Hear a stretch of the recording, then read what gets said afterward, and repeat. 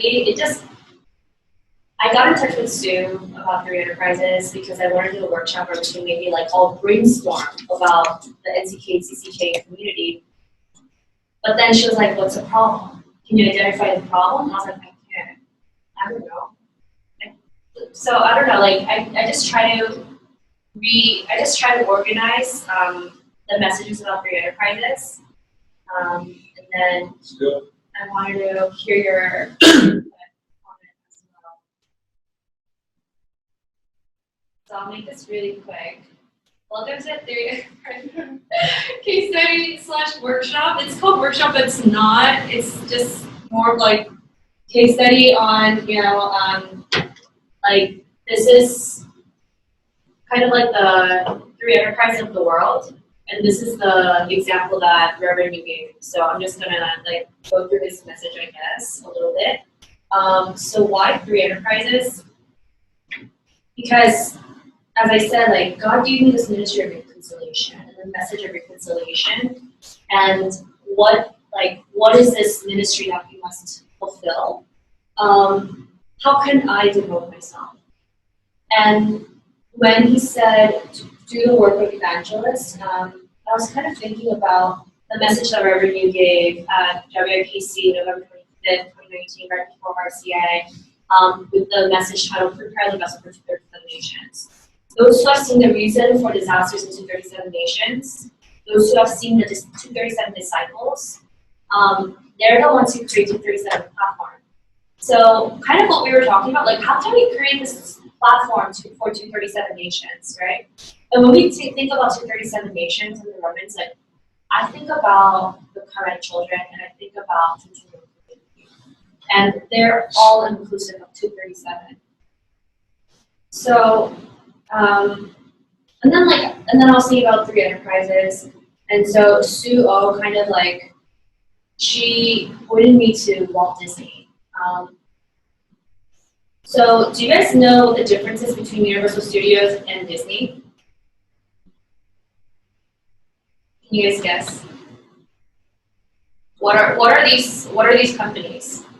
They're both media companies. So one is like movies and the other is like anime, to me. Or animation. Okay. Right, and also.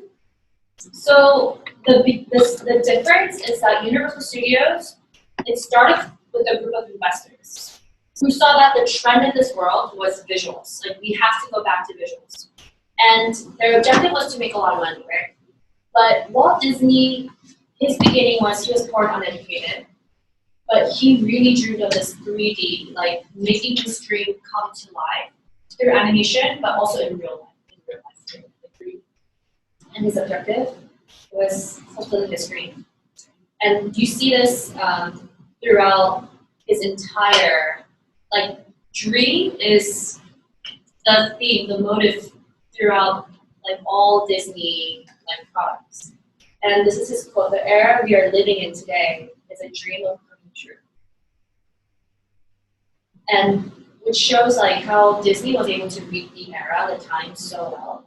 And so this is his CVDIP. His beginning was that, like, when he was 6, he admired Abraham Lincoln so much that he disguised himself as Abraham Lincoln, and he would always have this imagination, like, oh, what if, like, that person can, like, be disguised as this? This person can be disguised as that.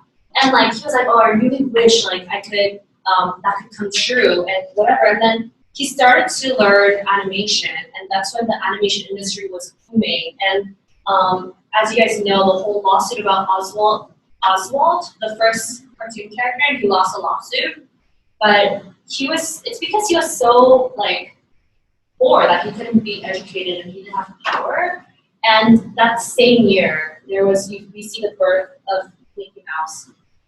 And then he learns, he's the founder of Imagineering, which is like Imagine and Imagineering, right?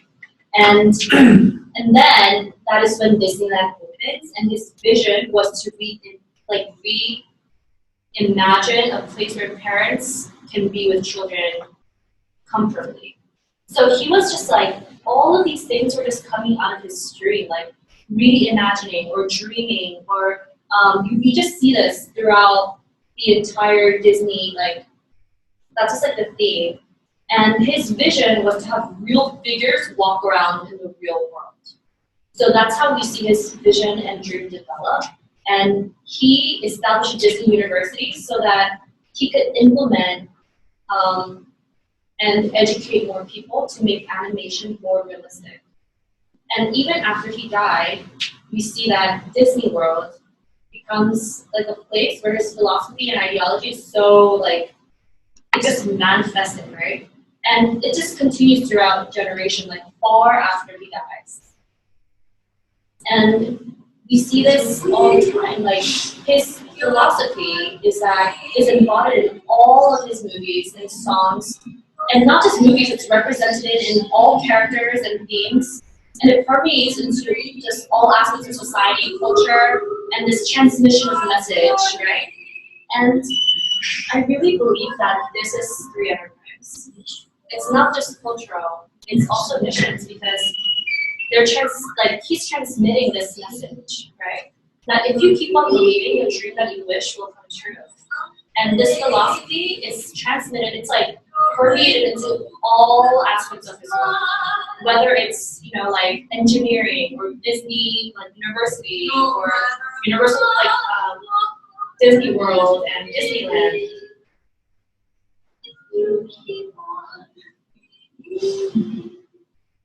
And like children sing along to this. They so happily take this message in. And I was just thinking, like, is there an enterprise where we can so happily take in this message of Christ? So it's very cultish, isn't it, Disney? And the little italicized blur is how the world defines cultural enterprise or social enterprise, right? And for missions, Disney has a very clear message. And this message, like, what is that clear message? It's, if you can dream it, you can do it. So this is how, like, Reverend Yu talked about Three Enterprises. In his business message about Three Enterprises in 2012, he said Joseph did missions enterprise because he made Egypt open up its door to other nations. Moses, it was a cultural because how he created this, he received this message of the three feasts, the tent community, and he was God told Moses, make this into songs and make all your generations sing about the Jericho and the all the works of God. And he said, bind it on your wrists. And so that was like a cultural enterprise. And Samuel, he said, all should gather at mitzvah. Let us return to the Lord, discard your idols, and set your priorities. And this is how Reverend Yu organized the Three Enterprises, which is like, and this is the Three Enterprises of early church.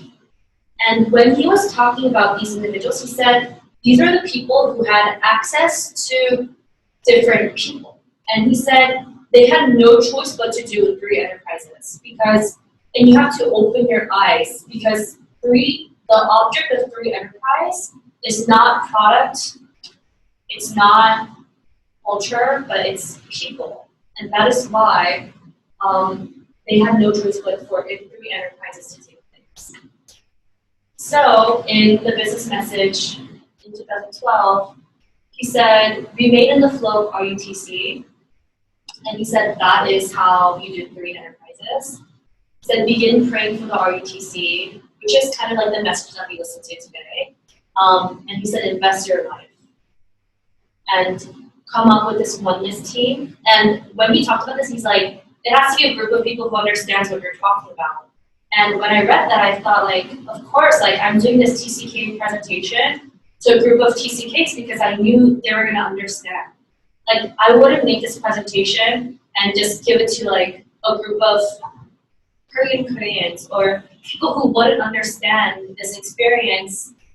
I wouldn't just easily and lightly talk about Korean people or Chongcheongyang because they are such, like, they're a community that I really want to protect as well. I don't want to just easily talk about it. And when we talked about this oneness team, like come up with a team where who will really understand something about that really quickly and be able to see the flow of the age and be able to know the times.